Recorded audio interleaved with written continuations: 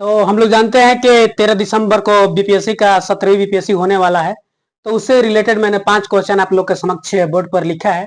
इस पर हम लोग थोड़ी सी फोकस करते हैं। हो सकता है इस 5 क्वेश्चन से 1-2 क्वेश्चन हम लोग को उसी थीम बेसिस पर हो सकता है कोई उस पर हम लोग सही कर सके। तो सबसे पहला क्वेश्चन है कि जब गांधी जी ने दांडी यात्रा की उस समय भारत का वायसराय कौन था?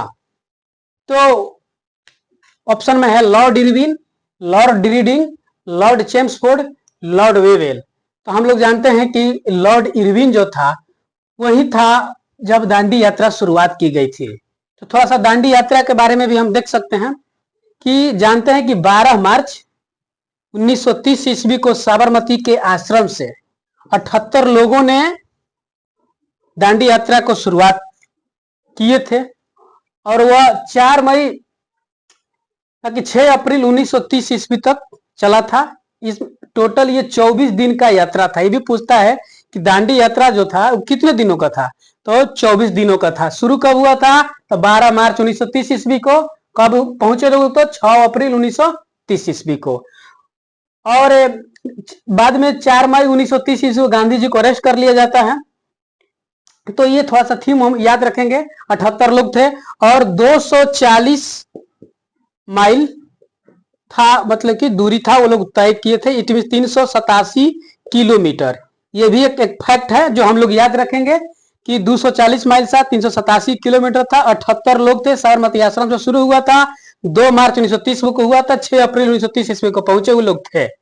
अब दूसरा क्वेश्चन है कि महाभारत का फारसी अनुवाद किसने, कौन है इसमें? तो जब महाभारत का जो फारसी अनुवाद था उसको रजनामा कहा जाता है। ये बहुत बार अलग अलग क्वेश्चन है, लेकिन रजनामा हम लोग याद रखेंगे कि महाभारत का फारसी अनुवाद था। अगला क्वेश्चन हम 3 नंबर के क्वेश्चन पर देखते हैं कि किसने कहा कि बंगाल विभाजन के बाद ही भारत में वास्तविक जागरूकता आई? यह बात किसने कहा था? राजा राम मोहन राय, बीएम मालाबारी, महात्मा गांधी या बी.आर. अम्बेडकर? तो हम जानते हैं कि बंगाल जो विभाजन हुआ उसके बाद ही भारत में जो वास्तविक जागरूकता आई। 1905 में जब बंगाल का विभाजन हुआ तो जितने भारतवासी थे वो सब लोग थोड़ा सा एक्साइटेड हो गए और भारत की आजादी दिलाने में अपनी सक्रिय भूमिका निभाने लगे। यह बात हमारे राष्ट्रपिता महात्मा गांधी ने कहे थे। अगला क्वेश्चन हम देखते हैं कि किसके राज्य में अमर नायक प्रणाली प्रसिद्ध जो राजनैतिक व्यवस्था थी, अमर नायक प्रणाली। हम जानेंगे कि चालुक्य थे, कि चंदेल थे, कि राष्ट्रकूट था, कि विजयनगर। हमने एनसीईआरटी में भी देखा है कि विजयनगर एक खोज हुई थी जिसमें अमर नायक प्रणाली के तहत ही विजयनगर की खोज हुई थी।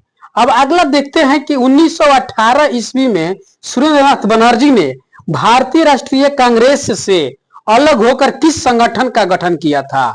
1918 में जब सुरेंद्रनाथ बनर्जी भारतीय राष्ट्रीय कांग्रेस से अलग हो गए थे तो अपना एक संगठन बनाए थे जिसका नाम था इंडियन लिबरल एसोसिएशन। ये 5 क्वेश्चन था, हमको आप लोग को समक्ष रखे, तो आप लोग इस जरूर देखें। जय हिंद।